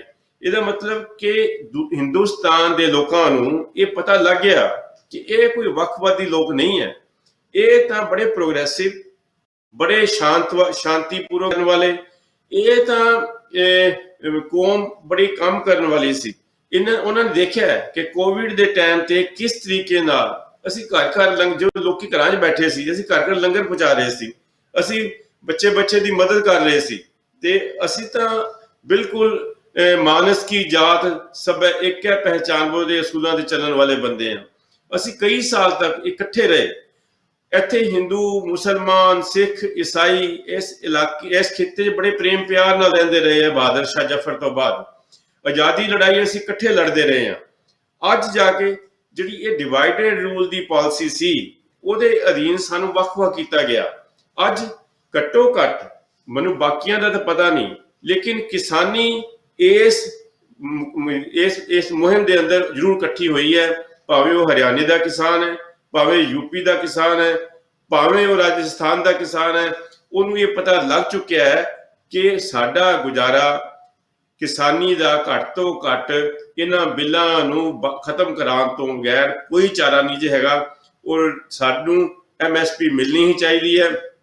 ਪਹਿਲੇ ਸਾਰੇ ਹਿੰਦੁਸਤਾਨ ਸਿਰਫ 6% ਲੋਕ MSP ਦਾ ਫਾਇਦਾ ਉਠਾ ਰਹੇ ਸੀ। ਜੇ ਵਾਹਿਗੁਰੂ ਜੀ ਨੇ ਚਾਹਿਆ ਤਾਂ ਇਸ ਸੰਘਰਸ਼ ਵਿੱਚੋਂ ਹਿੰਦੁਸਤਾਨ ਦਾ ਹਰ ਕਿਸਾਨ MSP ਦਾ ਫਾਇਦਾ ਉਠਾਏਗਾ। ਪਹਿਲੇ 2 ਜਾਂ 3 ਫਸਲਾਂ ਤੇ ਮਿਲ ਰਹੀ ਹੈ, ਹੋ ਸਕਦਾ ਹੈ ਕਿ ਵਾਹਿਗੁਰੂ ਜੀ ਕਰਨ ਕਿ ਜਿਹੜੇ 30-32 ਸਾਰੀਆਂ ਦੀ ਸਾਰੀਆਂ ਫਸਲਾਂ 'ਚ ਸਭ ਨੂੰ MSP ਮਿਲੇ। ਬਹੁਤ ਅੱਛਾ ਜੀ। ਇਹੀ ਕਿਸਾਨੀ ਦੇ ਚੜ੍ਹਦੀ ਕਲਾ ਦੇ ਲਈ ਇਹ ਹੱਲ ਹੈਗਾ ਕਿ ਸਾਰੀਆਂ ਫਸਲਾਂ ਦੇ ਉੱਤੇ MSP ਜ਼ਰੂਰ ਹੋਣੀ ਚਾਹੀਦੀ ਹੈ, ਤੇ ਉਹਦੇ ਨਾਲ ਕਿਸਾਨ ਵੀ ਖੁਸ਼ਹਾਲ ਹੋਵੇਗਾ, ਦੇਸ਼ ਵੀ ਖੁਸ਼ਹਾਲ ਹੋਵੇਗਾ। ਹਰਮਿੰਦਰ ਸਿੰਘ ਜੀ, ਥੋੜਾ ਜਿਹਾ ਹੁਣ, ਕਿਉਂਕਿ ਤੁਸੀਂ ਕੈਨੇਡਾ ਦੀ ਧਰਤੀ ਤੇ ਬੈਠੇ ਹੋ, ਇਮੀਗ੍ਰੇਸ਼ਨ ਸਰਵਿਸਿਜ਼ ਨਾਲ ਜੁੜੇ ਹੋਏ ਹੋ, 2 ਹੋਰ ਜਿਹੜੇ ਅੱਜ ਦੀ ਤਰੀਕ ਦੇ ਵਿੱਚ ਸਵਾਲ ਹਨ ਜੋ ਸਾਡੇ ਸਾਹਮਣੇ ਖਬਰਾਂ ਆ ਰਹੀਆਂ ਹਨ ਕਿ ਕਈ ਸ਼ਖਸ ਹਨ ਜਿਹੜੇ ਭਾਰਤ ਦੀ ਧਰਤੀ ਤੋਂ ਉੱਠ ਕੇ ਅੱਜ NRI ਬਣ ਗਏ ਨੇ, ਨਿਊਜ਼ੀਲੈਂਡ, ਆਸਟ੍ਰੇਲੀਆ, ਕੈਨੇਡਾ, ਅਮਰੀਕਾ ਵਿੱਚ ਆ ਕੇ ਵਸੇ ਹਨ, ਅਤੇ ਇੱਥੋਂ ਦੇ ਕਾਨੂੰਨ ਬੜੇ ਖੁੱਲ੍ਹ ਦਿੰਦੇ ਹਨ ਕਿ ਤੁਸੀਂ ਆਪਣੀ ਆਵਾਜ਼ ਜਿਹੜੀ ਹੈ ਉਹ ਚੱਕ ਸਕਦੇ ਹੋ, ਤੁਸੀਂ ਬੋਲ ਸਕਦੇ ਹੋ, ਤੇ ਉਸ ਜਿਹੜੀ ਇੰਡੀਪੈਂਡੈਂਸ ਹੈ, ਜਿਹੜੀ ਬੋਲਣ ਦੀ ਆਜ਼ਾਦੀ ਹੈ, ਉਸ ਦਾ ਸਾਡੇ ਆਪਣੇ ਹੀ ਵੀਰ ਬੜਾ ਹੀ ਕਈ ਤਰ੍ਹਾਂ ਨਾਲ ਕਈ ਥਾਵਾਂ ਤੇ ਨਜਾਇਜ਼ ਵੀ ਕਰ ਜਾਂਦੇ ਹਨ। ਕੋਈ ਐਸੀ ਸ਼ਬਦਾਵਲੀ ਬੋਲ ਦਿੱਤੀ ਜਾਂਦੀ ਹੈ ਜਿਹਦੇ ਕਰਕੇ ਹੋਰ ਲੋਕਾਂ ਦੇ ਹਿਰਦੇ ਵਲੂੰਦਰੇ ਜਾਂਦੇ ਹਨ। ਹਾਲ ਹੀ ਦੇ ਵਿੱਚ 2 ਐਸੇ ਕੇਸ ਜਿਹੜੇ ਹੈਗੇ ਨੇ ਉਹ ਸਾਹਮਣੇ ਆਏ ਹਨ। ਇੱਕ ਕੇਸ ਨਿਊਜ਼ੀਲੈਂਡ ਦਾ ਹੈ, ਜਿਹੜੇ ਸਰਦਾਰ ਹਰਨੇਕ ਸਿੰਘ ਨੇਕੀ ਜੋ ਉੱਥੋਂ ਰੇਡੀਓ ਵੀ ਚਲਾਉਂਦੇ ਨੇ ਤੇ ਰੇਡੀਓ ਦੇ ਉੱਤੇ ਬੜੇ ਬੇਬਾਕੀ ਨਾਲ ਬੋਲਦੇ ਨੇ। ਕਈ ਇਸ਼ੂਜ਼ ਦੇ ਉੱਤੇ ਉਹਨਾਂ ਨੇ ਬੋਲਿਆ, ਜਿਸ ਦੇ ਵਿੱਚ ਉਹ ਬਾਬਾ ਰਣਜੀਤ ਸਿੰਘ ਢੱਡਰੀਆਂ ਵਾਲੇ ਨਜ਼ਦੀਕੀ ਵੀ ਕਹੇ ਜਾਂਦੇ ਨੇ। ਤੇ ਜਿਵੇਂ ਬਾਬਾ ਰਣਜੀਤ ਸਿੰਘ ਢੱਡਰੀਆਂ ਵਾਲੇ ਕਈ ਇਸ਼ੂਜ਼ ਦੇ ਉੱਤੇ ਕੰਟਰੋਵਰਸੀ ਦੇ ਵਿੱਚ ਆਏ ਹਨ। ਇਹ ਸ਼ਖਸ ਵੀ ਕਈ ਐਸੀਆਂ ਗੱਲਾਂ ਇਹਨਾਂ ਨੇ ਕੀਤੀਆਂ ਵੀ ਕੰਟਰੋਵਰਸੀ ਜਿਹੜੀ ਹੈ ਉਹ ਕੌਮ ਦੇ ਵਿੱਚ ਪੈਦਾ ਹੋਈ, ਜਿਹਦੇ ਕਰਕੇ ਲੋਕਾਂ ਦੇ ਵਿੱਚ ਗੁੱਸਾ ਆਇਆ ਤੇ ਉਹਨਾਂ ਦੇ ਉੱਤੇ ਹਮਲਾ ਵੀ ਕੀਤਾ ਗਿਆ। ਦੂਜੇ ਪਾਸੇ ਕੈਨੇਡਾ ਦੀ ਧਰਤੀ ਦੇ ਉੱਤੇ ਇੱਕ ਸ਼ਖਸ ਨੇ ਜੋ ਇਮੀਗ੍ਰੇਸ਼ਨ ਪੱਖੋਂ ਅਮਰੀਕਾ ਤੋਂ ਵੀ ਡਿਪੋਰਟ ਹੋ ਚੁੱਕਾ ਹੈ ਤੇ ਕੈਨੇਡਾ ਤੋਂ ਵੀ ਡਿਪੋਰਟੇਸ਼ਨ ਦੀ ਤਿਆਰੀ ਹੈ। ਉਸਨੇ ਆਪਣੀ ਇਮੀਗ੍ਰੇਸ਼ਨ ਬਚਾਉਣ ਲਈ ਜਾਂ ਕੋਈ ਐਸੇ ਹੱਥ ਕੰਡੇ ਉਹ ਅਪਣਾ ਰਿਹਾ ਕਿ ਸਿੱਖਾਂ ਦੇ ਖਿਲਾਫ, ਗੁਰੂ ਦਸ਼ਮੇਸ਼ ਪਿਤਾ ਦੇ ਖਿਲਾਫ ਐਸੀ ਸ਼ਬਦਾਵਲੀ ਉਹਨੇ ਬੋਲੀ ਜਿਹੜੀ ਸੁਣੀ ਵੀ ਨਹੀਂ ਜਾ ਸਕਦੀ। ਤੇ ਉਸ ਉੱਤੇ ਤੁਹਾਡਾ ਕੀ ਨਜ਼ਰੀਆ? ਇਹਨਾਂ ਦੋਨਾਂ ਗੱਲਾਂ ਉੱਤੇ ਮੈਂ ਇਹ ਦੋਨੋਂ ਹੀ ਡਿਫਰੈਂਟ ਕੇਸ ਹੈ। ਪਹਿਲਾ ਤਾਂ ਨਿਊਜ਼ੀਲੈਂਡ ਦਾ ਹਰਨੇਕ ਸਿੰਘ ਨੇਕੀ ਦਾ ਬੋਲਣ ਦੀ ਆਜ਼ਾਦੀ ਦਾ ਮਤਲਬ ਹੈ ਕਿ ਪੋਜ਼ਿਟਿਵਲੀ ਅਸੀਂ ਗੱਲਾਂ ਕਰੀਏ, ਕੌਮ 'ਚ ਫੁੱਟ ਨਾ ਪਾਈਏ।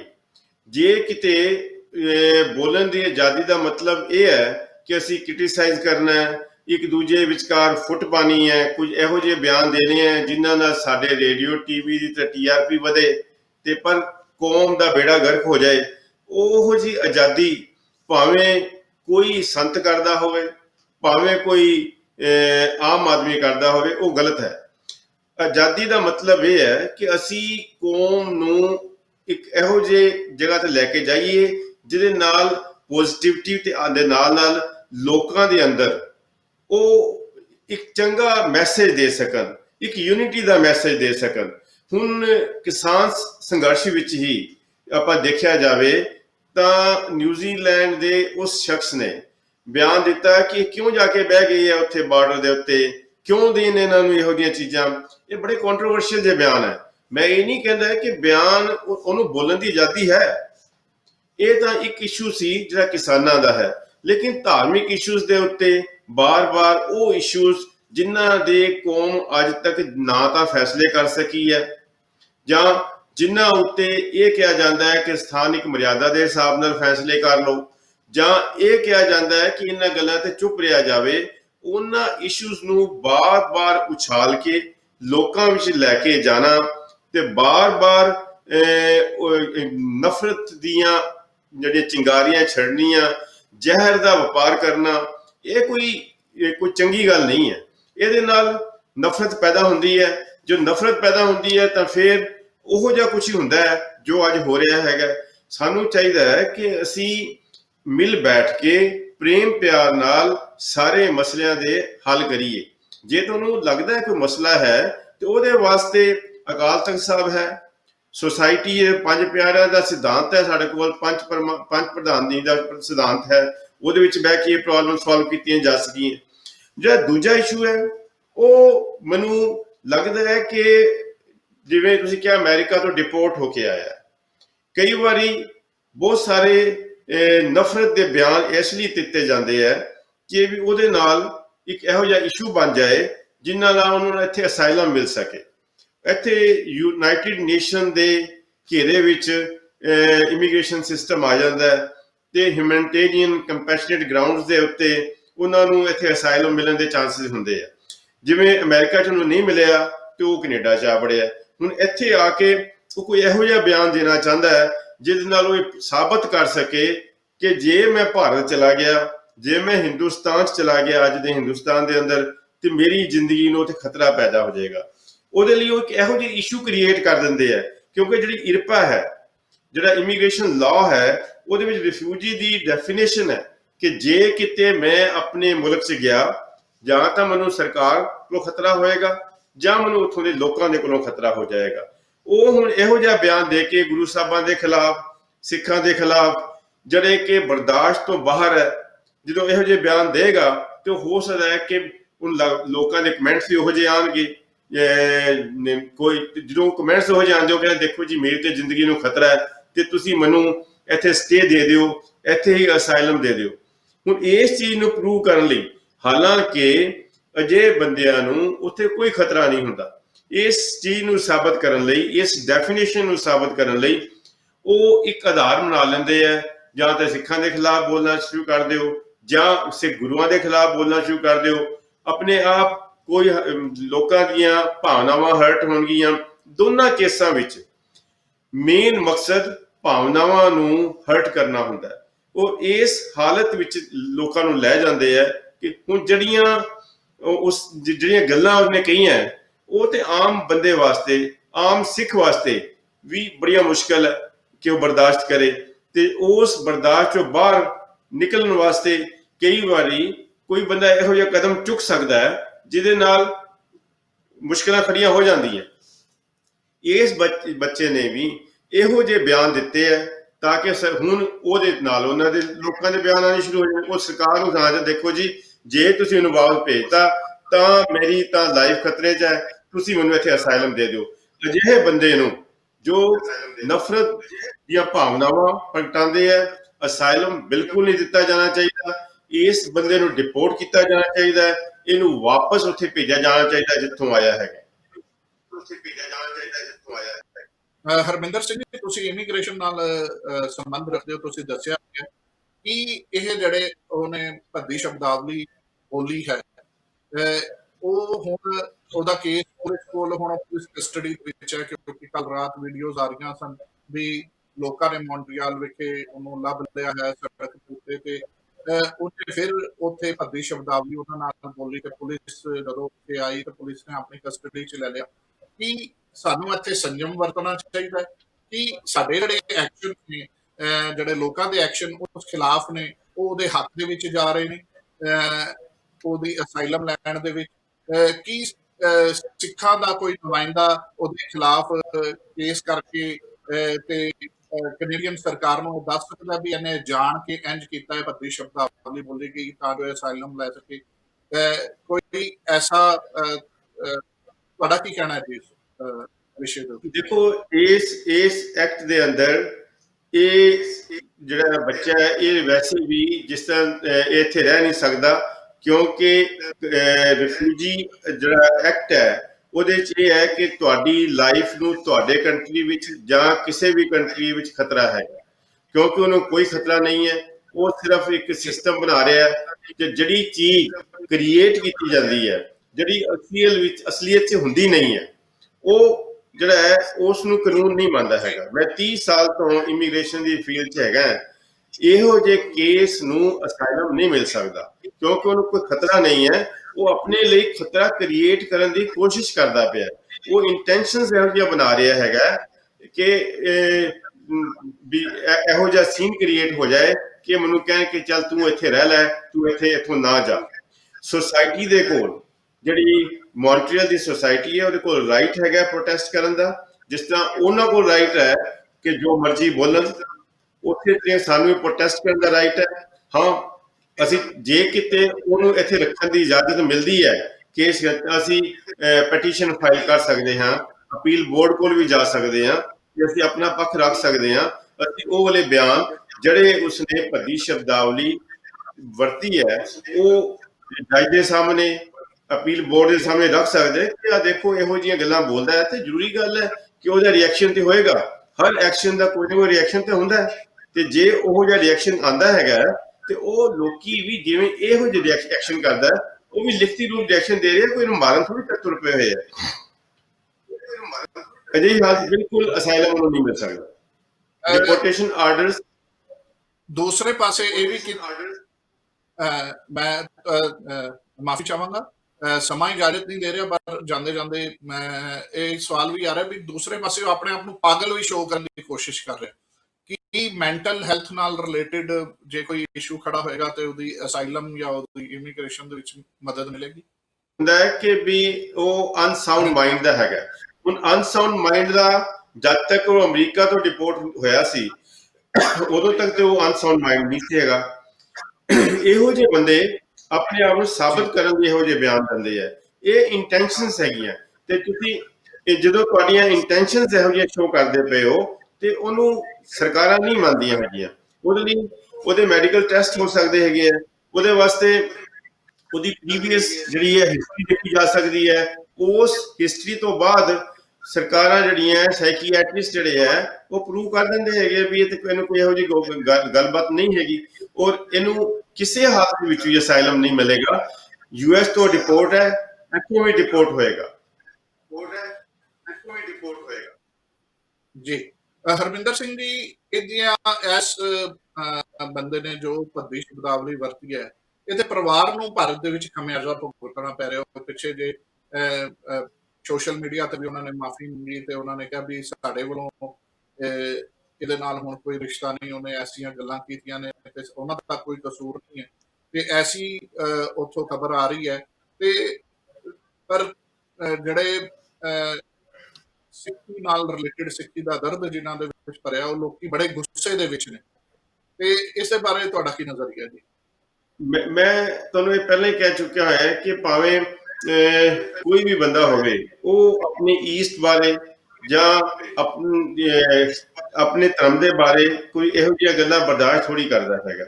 ਉਹ ਇਸੇ ਚੀਜ਼ ਦਾ ਹੀ ਤਾਂ ਫਾਇਦਾ ਉਠਾਉਣਾ ਚਾਹੁੰਦਾ ਹੈ। ਉਹ ਜਾਣ ਬੁੱਝ ਕੇ ਇਹੋ ਜਿਹੀ ਸ਼ਬਦਾਵਲੀ ਵਰਤ ਰਿਹਾ ਕਿ ਅਸੀਂ ਪ੍ਰਵੋਕ ਕਰੀਏ। ਜਿੱਦਾਂ ਪਰਿਵਾਰ ਦੇ ਇਹੋ ਜਿਹੇ ਲੋਕਾਂ ਦੇ ਕੋਈ ਪਰਿਵਾਰ ਨਹੀਂ ਹੁੰਦੇ, ਇਹਨਾਂ ਲੋਕਾਂ ਇਹ ਆਪਣਾ ਬੈਨੀਫਿਟ ਦੇਖਦੇ ਹੁੰਦੇ ਆ। ਇਹ ਇੱਥੇ ਰੋਟੀ ਰੋਜ਼ੀ ਦੇ ਕਮਾਉਣ ਲਈ ਆਇਆ, ਅਮਰੀਕਾ 'ਚ ਨਹੀਂ ਗੱਲ ਬਣੀ, ਇੱਥੇ ਸ਼ੁਰੂ ਕਰਤੀ ਹੈ ਜੀ। ਇੱਥੇ ਨਹੀਂ ਤਾਂ ਕਿਸੇ ਹੋਰ ਮੁਲਕ ਜਾ ਕੇ ਕੋਸ਼ਿਸ਼ ਕਰੇਗਾ, ਫਿਰ ਜੇ ਕਿਤੇ ਇਹ ਇਸ਼ੂ ਨਹੀਂ ਕਾਮਯਾਬ ਹੋਇਆ ਤਾਂ ਕੋਈ ਹੋਰ ਇਸ਼ੂ ਲੱਭੇਗਾ। ਇਹਨਾਂ ਦਾ ਦਿਮਾਗ ਜਦੋਂ ਤੱਕ ਇੰਡੀਆ 'ਚ ਆਪਣੇ ਮਾਂ ਪਿਓ ਕੋਲ ਸੀ, ਉਦੋਂ ਤੱਕ ਇਹ ਅਨਸਾਊਂਡ ਮਾਈਂਡ ਦਾ ਨਹੀਂ ਸੀ ਹੈਗਾ। ਜਦੋਂ ਅਮਰੀਕਾ ਵੀ ਸੀ, ਇਹ ਅਨਸਾਊਂਡ ਮਾਈਂਡ ਨਹੀਂ ਸੀ ਹੈਗਾ। ਇੱਥੇ ਆ ਕੇ ਇਹਦਾ ਦਿਮਾਗ ਖਰਾਬ ਹੋ ਗਿਆ, ਇੱਥੇ ਆ ਕੇ ਇਹ 'ਚ ਪਾਗਲਪਨ ਦੇ ਦੌਰੇ ਪੈਣੇ ਸ਼ੁਰੂ ਹੋ ਗਏ ਹੈ। ਇੱਥੇ ਆ ਕੇ ਇਹਨੂੰ ਲੱਗਦਾ ਪਿਆ ਕਿ ਵੀ ਇਹਦਾ ਦਿਮਾਗ ਠੀਕ ਨਹੀਂ ਹੈਗਾ। ਇਸ ਚੀਜ਼ ਨੂੰ ਮੰਨਿਆ ਨਹੀਂ ਜਾ ਸਕਦਾ ਹੈਗਾ। ਨਾਲੇ ਉਹਨੂੰ ਇੰਨਾ ਪਤਾ ਹੈ ਕਿ ਮੇਰੇ ਗੁਰੂ ਸਾਹਿਬ ਦੇ ਖਿਲਾਫ ਬੋਲਣਾ, ਉਹਨੂੰ ਇੰਨਾ ਪਤਾ ਹੈ ਮੈਂ ਸਿੱਖ ਸ਼ਹੀਦਾਂ ਦੇ ਖਿਲਾਫ ਬੋਲਣਾ, ਉਹਨੂੰ ਇਹ ਪਤਾ ਹੈ ਮੈਂ ਸਿੱਖ ਸੈਂਟੀਮੈਂਟਸ ਦੇ ਖਿਲਾਫ ਬੋਲਣਾ। ਕਿ ਅਨਸਾਊਂਡ ਮਾਈਂਡ ਦਾ ਬੰਦਾ ਇਹ ਸਾਰੇ ਕੰਮ ਕਰ ਸਕਦਾ? ਜੀ ਬਿਲਕੁਲ ਠੀਕ ਹੈ। ਹਰਮਿੰਦਰ ਸਿੰਘ ਜੀ, ਤੁਸੀਂ ਬੜੇ ਪੁਰਾਣੇ ਜੁੜੇ ਹੋਏ ਹੋ ਸਿੱਖੀ ਸੰਘਰਸ਼ ਦੇ ਨਾਲ, ਜੁੜੇ ਉਹਨਾਂ ਪਰਿਵਾਰਾਂ ਦੇ ਨਾਲ, ਉਹਨਾਂ ਦੀ ਤੁਸੀਂ ਮਦਦ ਵੀ ਕਰ ਰਹੇ ਹੋ। ਅੱਜ ਉਹਨਾਂ ਦੀਆਂ ਜਿਹੜੀਆਂ ਸਜ਼ਾਵਾਂ ਨੇ ਉਹ ਵੀ ਪੂਰੀਆਂ ਹੋ ਚੁੱਕੀਆਂ ਹਨ, ਪਰ ਉਹ ਸਜ਼ਾਵਾਂ ਪੂਰੀਆਂ ਹੋਣ ਦੇ ਬਾਵਜੂਦ ਜੇਲ੍ਹਾਂ ਦੇ ਅੰਦਰ ਹਨ, ਅਤੇ ਸਰਕਾਰਾਂ ਵੀ ਤੇ ਸਾਡੇ ਸਿੱਖ ਆਰਗੇਨਾਈਜੇਸ਼ਨਸ ਵੀ, ਸੰਸਥਾਵਾਂ ਵੀ ਉਹਨਾਂ ਦੀ ਰਿਹਾਈ ਵਾਸਤੇ ਕੋਈ ਆਵਾਜ਼ ਨਹੀਂ ਚੱਕ ਰਹੀਆਂ। ਤੁਸੀਂ ਐਜ਼ ਐਨ NRI ਆਰਗੇਨਾਈਜੇਸ਼ਨਸ ਨਾਲ ਜੁੜੇ ਹੋ, ਇੱਥੋਂ ਦੀਆਂ ਸਰਕਾਰਾਂ ਨਾਲ ਵੀ ਜੁੜੇ ਹੋਏ ਹੋ, ਤੇ ਇੰਡੀਆ ਦੇ ਵਿੱਚ ਵੀ ਤੁਸੀਂ ਕਈ ਸੰਸਥਾਵਾਂ ਨਾਲ ਜੁੜੇ ਹੋਏ ਹੋ। ਤੁਸੀਂ ਕੋਈ ਆਵਾਜ਼ ਚੱਕ ਰਹੇ ਹੋ ਜਾਂ ਕੋਈ ਕਾਨੂੰਨੀ ਕਾਰਵਾਈ ਉਹਨਾਂ ਵਾਸਤੇ ਕਰ ਰਹੇ ਹੋ? ਦੇਖੋ, ਜਦੋਂ ਵੀ ਸਮਾਂ ਆਇਆ, ਅਸੀਂ ਤਾਂ ਹਮੇਸ਼ਾ ਹੀ ਜ਼ੁਲਮ ਦੇ ਖਿਲਾਫ ਹੀ ਰਹੇ ਹਾਂ। ਹੁਣ ਵੀ ਜਿਹੜੇ ਉੱਥੇ ਜਿਨ੍ਹਾਂ ਦੀ ਸਜ਼ਾਵਾਂ ਪੂਰੀਆਂ ਹੋ ਚੁੱਕੀਆਂ ਹੋਈਆਂ, ਇਹ ਬਾਰ-ਬਾਰ ਵਾਅਦੇ ਕਰਦੇ ਰਹੇ ਹੈ। ਪਿੱਛੇ ਜੇ ਜਿਹੜਾ ਮੋਰਚਾ ਲੱਗਿਆ ਸੀ, ਉਹਦੇ ਵਿੱਚ ਵੀ ਇਹਨਾਂ ਨੇ ਕਿਹਾ ਸੀ ਕਿ ਵੀ ਹਾਂ, ਇਹਨਾਂ ਨੂੰ ਹੁਣ ਛੱਡ ਦਿੱਤਾ ਜਾਏਗਾ। ਇਸੇ ਕਰਕੇ ਉਹ ਕੁਝ ਸੰਸਥਾਵਾਂ ਨੇ ਆਪਣਾ ਮੋਰਚਾ ਮੁਲਤਵੀ ਵੀ ਕਰ ਦਿੱਤਾ। ਹਾਲਾਂਕਿ ਉਸ ਚੀਜ਼ ਦਾ ਖਮਿਆਜ਼ਾ ਬਹੁਤ ਭੁਗਤਣਾ ਪਿਆ ਸਾਨੂੰ। ਬੜੀ ਸ਼ਰਮ ਦੀ ਗੱਲ ਹੈ ਕਿ ਜੇ ਤਾਂ ਕੋਈ ਆਮ ਆਦਮੀ, ਕੋਈ ਫਿਲਮ ਐਕਟਰ ਕਿਸੇ ਛੋਟੇ ਮੋਟੇ ਕੇਸ ਵਿਚਕਾਰ ਜਿਨ੍ਹਾਂ ਨੇ ਇਹੋ ਜਿਹੇ ਕੰਮ, ਉਹਨਾਂ ਨੂੰ ਤਾਂ ਬਰੀ ਵੀ ਕਰ ਦਿੱਤਾ ਜਾਂਦਾ ਹੈ। ਇਹਨਾਂ ਨੇ 20 ਦੇ 25 ਸਾਲ ਵੀ ਪੂਰੇ ਕਰ ਲਿੱਤੇ ਹੈ, ਉਹਨਾਂ ਨੂੰ ਅੱਜ ਵੀ ਛੱਡਿਆ ਨਹੀਂ ਜਾ ਰਿਹਾ। ਤੇ ਸਰਕਾਰਾਂ ਨੂੰ ਚਾਹੀਦਾ ਹੈ ਕਿ ਸਾਰੇ ਜਿੰਨੇ ਭਾਈਚਾਰਾ ਉੱਥੇ ਹੈ ਸਭ ਨਾਲ ਇੱਕੋ ਜਿਹਾ ਵਰਤਾਅ ਕਰਨਾ। ਜੇ ਕਿਤੇ ਜਿਨ੍ਹਾਂ ਦੀ ਸਜ਼ਾਵਾਂ ਪੂਰੀਆਂ ਹੋ ਚੁੱਕੀਆਂ, ਉਹਨਾਂ ਨੂੰ ਮਾਫੀ ਦੇ ਦੇਣੀ ਚਾਹੀਦੀ ਹੈ। ਔਰ ਅਸੀਂ ਤਾਂ ਹਮੇਸ਼ਾ ਹੀ ਮਜਲੂਮ ਦੇ ਨਾਲ ਖੜੋਤੇ ਹੋਏ ਹਾਂ। ਬਹੁਤ ਸਾਰੀਆਂ ਹੋਰ ਗੱਲਾਂ ਨੇ ਸਰਦਾਰ ਹਰਮਿੰਦਰ ਸਿੰਘ ਜੀ ਤੁਹਾਡੇ ਨਾਲ ਕਰਨ ਵਾਲੀਆਂ, ਪਰ ਸਮਾਂ ਇਜਾਜ਼ਤ ਨਹੀਂ ਦੇ ਰਿਹਾ। ਪਰ ਆਉਣ ਵਾਲੇ ਸਮੇਂ ਦੇ ਵਿੱਚ ਅਸੀਂ ਹੋਰ ਵੀ ਤੁਹਾਡੇ ਨਾਲ ਗੱਲਾਂ ਕਰਾਂਗੇ। ਕੈਨੇਡੀਅਨ ਇਮੀਗ੍ਰੇਸ਼ਨ ਦੇ ਜਿਹੜੇ ਨਵੇਂ ਲਾਜ਼ ਆ ਰਹੇ ਨੇ, ਪੈਂਡੈਮਿਕ ਤੋਂ ਬਾਅਦ ਇਹ ਕਿਹਾ ਜਾ ਰਿਹਾ ਵੀ ਇਮੀਗ੍ਰੇਸ਼ਨ ਜਿਹੜੀ ਹੈ ਕੈਨੇਡਾ ਦੀ, ਉਹ ਬਹੁਤ ਵੱਡੇ ਲੈਵਲ ਤੇ ਹੋਰ ਓਪਨ ਹੋ ਰਹੀ ਹੈ। ਸੰਸਾਰ ਭਰ ਦੇ ਵਿੱਚ ਨੰਬਰ 1 ਤੇ ਜਿਹੜੀ ਕੈਨੇਡੀਅਨ ਇਮੀਗ੍ਰੇਸ਼ਨ ਆ, ਉਹ ਹੋਰ ਵੀ ਐਸੇ ਰੂਲਸ ਨਾਲ ਲੈ ਕੇ ਆ ਰਹੇ ਕਿ ਵੱਧ ਤੋਂ ਵੱਧ ਇਮੀਗ੍ਰੈਂਟ ਸੰਸਾਰ ਭਰ ਤੋਂ ਇੱਥੇ ਆ ਸਕਣ, ਵੱਧ ਤੋਂ ਵੱਧ ਸਟੂਡੈਂਟ ਇੱਥੇ ਆ ਸਕਣ। ਉਹਨਾਂ ਵਾਸਤੇ ਜਾਂਦੇ ਜਾਂਦੇ ਕੀ ਕਹਿਣਾ ਚਾਹੋਗੇ ਵੀ ਇਹ ਅਫਵਾਹਾਂ ਨੇ ਕਿ ਇਹ ਸੱਚ ਹੈ, ਕਿ ਕਿਵੇਂ ਲੋਕਾਂ ਨੂੰ ਤਿਆਰੀ ਨਹੀਂ ਕਰਨੀ ਚਾਹੀਦੀ ਨਹੀਂ ਸੰਸਾਰ ਭਰ ਤੋਂ ਪਿਛਲੇ ਕੈਨੇਡਾ ਦੇ ਵਿੱਚ ਇਮੀਗ੍ਰੇਸ਼ਨ ਲੈਣਾ ਚਾਹੁੰਦੇ ਨੇ? ਕੁਝ ਮਹੀਨੇ ਪਹਿਲਾਂ ਕੈਨੇਡਾ ਦੇ ਆਨਰੇਬਲ ਇਮੀਗ੍ਰੇਸ਼ਨ ਮਿਨਿਸਟਰ ਨੇ ਇਹ ਗੱਲ ਕਹੀ ਸੀ ਕਿ ਸਾਨੂੰ ਅਗਲੇ 3 ਸਾਲਾਂ ਦੇ ਅੰਦਰ 1.2 ਮਿਲੀਅਨ ਇਮੀਗ੍ਰੈਂਟ ਚਾਹੀਦੇ ਹੈਗੇ ਆ। ਉਹਦੇ ਵਾਸਤੇ ਇਹਨਾਂ ਨੂੰ ਵੱਖ-ਵੱਖ ਸਟਰੀਮ ਦੇ ਅੰਦਰ ਬੰਦੇ ਇੱਥੇ ਇੰਪੋਰਟ ਕਰਨੇ ਹੀ ਪੈਣੇ ਆ। ਤੇ ਇੱਥੇ ਜ਼ਰੂਰੀ ਗੱਲ ਹੈ ਕਿ ਇੰਨਾ ਵੱਡਾ ਜਿਹੜਾ ਸਾਡੇ ਕੋਲ ਇੰਨੇ ਵੱਡੀ ਕੁਆਂਟੀਟੀ 'ਚ ਬੰਦੇ ਪੂਰੇ ਕਰਨੇ, ਇਮੀਗ੍ਰੈਂਟ ਪੂਰੇ ਕਰਨ ਲਈ ਇਹਨਾਂ ਨੂੰ ਕੁਛ ਨਾ ਕੁਛ ਛੂਟ ਜਾਂ ਕੁਛ ਨਾ ਕੁਛ ਸਿਸਟਮ ਨਵੇਂ ਲੈ ਕੇ ਆਉਣੇ ਵੇ। ਛੂਟ ਨਹੀਂ ਵੀ ਜੇ ਦੇਣਗੇ ਤੇ ਇਮੀਗ੍ਰੇਸ਼ਨ ਦੇ ਇਹੋ ਜਿਹੇ ਪ੍ਰੋਗਰਾਮ ਲੈ ਕੇ ਆਉਣੇ ਪੈਣੇ ਆ ਜਿਹਦੇ ਨਾਲ ਇੱਥੋਂ ਦੀ ਇਕੋਨਮੀ ਬਿਹਤਰ ਹੋ ਜਾਏ, ਇੱਥੋਂ ਦੇ ਸਿਸਟਮ ਨੂੰ ਵੀ ਫਾਇਦਾ ਮਿਲ ਸਕੇ ਤੇ ਬਗੈਰ ਇਮੀਗ੍ਰੇਸ਼ਨ ਤੋਂ, ਬਗੈਰ ਇਹਨਾਂ ਬੰਦਾ ਲਿਆਇਆ ਇਸ ਮੁਲਕ ਦਾ ਗੁਜ਼ਾਰਾ ਨਹੀਂ। ਇਹ ਮੁਲਕ ਇਹੋ ਜਿਹੇ ਮੁਲਕ ਹੈ, ਇਹ ਉੱਥੋਂ ਵਾਂਗੂ ਇਹ ਨਹੀਂ ਕਰਦੇ ਕਿ ਡੁੱਬਦਾ ਡੁੱਬ ਜੇ। ਇਹ ਇਹੋ ਜਿਹੇ ਕਾਨੂੰਨ ਨਹੀਂ ਬਣਾਉਂਦੇ ਜਿਹਦੇ ਨਾਲ ਆਮ ਆਵਾਮ ਦਾ, ਆਮ ਲੋਕਾਂ ਦਾ ਬੁਰਾ ਹੋਵੇ। ਇਹ ਇਹੋ ਜਿਹੇ ਕਾਨੂੰਨ ਬਣਾਉਂਦੇ ਹੈ ਜਿਹਦੇ ਨਾਲ ਇੱਥੋਂ ਦੀ ਇਕੋਨਮੀ ਬਿਲਡ ਹੋਵੇ। ਇੱਥੇ ਕੋਈ ਧਰਮ ਦੇ ਆਧਾਰ ਦੇ ਉੱਤੇ ਡਿਵੀਜ਼ਨਾਂ ਪਾ ਕੇ ਰਾਜ ਨਹੀਂ ਕੀਤੇ ਜਾਂਦੇ, ਇੱਥੇ ਕੰਮ ਕੀਤਾ ਜਾਂਦਾ ਹੈ। ਇੱਥੇ ਵਰਕ ਇਜ਼ ਵਰਸ਼ਿਪ ਹੈ। ਇੱਥੇ ਜਿਹੜਾ ਬੰਦਾ ਆਉਂਦਾ ਉਹ ਕਿਤੋਂ ਮਿਹਨਤ ਕਰਕੇ ਕਿਤੇ ਵੀ ਪਹੁੰਚ ਸਕਦਾ। ਇਸ ਕਰਕੇ ਇੱਥੇ ਨਵੇਂ ਇਮੀਗ੍ਰੈਂਟਸ ਵਾਸਤੇ ਰਸਤੇ ਜ਼ਰੂਰ ਖੋਲੇ ਜਾਣਗੇ, ਨਵੇਂ ਸਿਸਟਮ ਜ਼ਰੂਰ ਆਉਣਗੇ। ਇੱਕ ਵਾਰੀ ਐਪੀਡੈਮਿਕ ਖਤਮ ਹੋ ਲਵੇ, ਦੇਖੋ ਨਵੀਆਂ ਚੀਜ਼ਾਂ ਜ਼ਰੂਰ ਆਉਣਗੀਆਂ। ਬਹੁਤ ਬਹੁਤ ਧੰਨਵਾਦ ਸਰਦਾਰ ਹਰਮਿੰਦਰ ਸਿੰਘ ਜੀ ਸਮਾਂ ਦੇਣ ਲਈ। ਅੱਗੇ ਆਉਣ ਵਾਲੇ ਪ੍ਰੋਗਰਾਮਾਂ ਦੇ ਵਿੱਚ ਫਿਰ ਆਪ ਜੀ ਨੂੰ ਅਸੀਂ ਨਾਲ ਇਨਵਾਈਟ ਕਰਾਂਗੇ, ਕਿਉਂਕਿ ਤੁਸੀਂ ਪੋਲੀਟੀਕਲ ਤੌਰ ਤੇ ਵੀ ਤੁਹਾਡਾ ਪਰਿਵਾਰ ਜੁੜਿਆ ਹੋਇਆ। ਮੈਂ ਵਧਾਈ ਵੀ ਦੇਣਾ ਚਾਹਾਂਗਾ ਆਪ ਜੀ ਦੇ ਬੇਟੇ ਸਰਦਾਰ ਸੰਦੀਪ ਸਿੰਘ ਬਰੈਂਪਟਨ ਤੋਂ, ਵੈਸਟ ਤੋਂ, ਜਿਹੜੇ ਉਹਨਾਂ ਨੂੰ NDP ਦੀ ਟਿਕਟ ਮਿਲੀ ਹੈ। ਅਗਲੀਆਂ ਆਉਣ ਵਾਲੀਆਂ ਇਲੈਕਸ਼ਨਸ ਦੇ ਵਿੱਚ MLA ਦੇ ਤੌਰ ਤੇ ਉਹ ਖੜੇ ਹੋ ਰਹੇ ਹਨ। ਉਹਨਾਂ ਨਾਲ ਵੀ ਅਸੀਂ ਗੱਲਬਾਤ ਕਰਾਂਗੇ। ਇਮੀਗ੍ਰੇਸ਼ਨ ਨਾਲ ਰਿਲੇਟਡ ਜਿਹੜੇ ਹੋਰ ਸਵਾਲ ਨੇ ਉਹਨਾਂ ਵਾਸਤੇ ਵੀ ਗੱਲਬਾਤ ਕਰਾਂਗੇ, ਤੇ ਭਾਰਤ ਇਮੀਗ੍ਰੇਸ਼ਨ ਅਤੇ ਗਲੋਬਲ ਤੌਰ ਤੇ ਜਿਹੜੇ ਕੈਨੇਡੀਅਨ ਇਮੀਗ੍ਰੇਸ਼ਨ ਹੈ ਉਹਦਾ ਕੀ ਅਸਰ ਪੈ ਰਿਹਾ ਹੈ, ਅਤੇ ਭਾਰਤ ਦੇ ਜਿਹੜੇ ਸਾਡੇ ਇਕਨੋਮਿਕਲ ਹਾਲਾਤ ਨੇ ਉਹਨਾਂ ਦਾ ਕੀ ਅਸਰ ਪੈ ਰਿਹਾ ਹੈ। ਕਿਸਾਨੀ ਅੰਦੋਲਨ ਦੇ ਨਾਲ ਜਿਹੜੇ ਸਾਡੇ ਵਿਸ਼ੇ ਨੇ, ਸਾਡੇ ਇਸ਼ੂਜ਼ ਨੇ, ਭਾਵੇਂ ਨਕਾਰਾਤਮਕ ਪੱਖ ਸਾਹਮਣੇ ਨੇ ਜਾਂ ਭਾਵੇਂ ਸਕਾਰਾਤਮਕ ਚੜ੍ਹਦੀ ਕਲਾ ਵਾਲੇ ਕਿੱਸੇ ਜਿਹੜੇ ਸਾਹਮਣੇ ਆ ਰਹੇ ਹਨ, ਉਹ ਵੀ ਅਸੀਂ ਗੱਲਬਾਤ ਕਰਦੇ ਰਵਾਂਗੇ ਪ੍ਰੋਗਰਾਮ ਦੇ ਵਿੱਚ, ਨਜ਼ਰੀਆ ਦੇ ਵਿੱਚ। ਤੇ ਇਸੇ ਦੇ ਨਾਲ ਹੀ ਮੈਨੂੰ ਹਰਪ੍ਰੀਤ ਸਿੰਘ ਦਰਦੀ ਨੂੰ ਦਿਓ ਇਜਾਜ਼ਤ।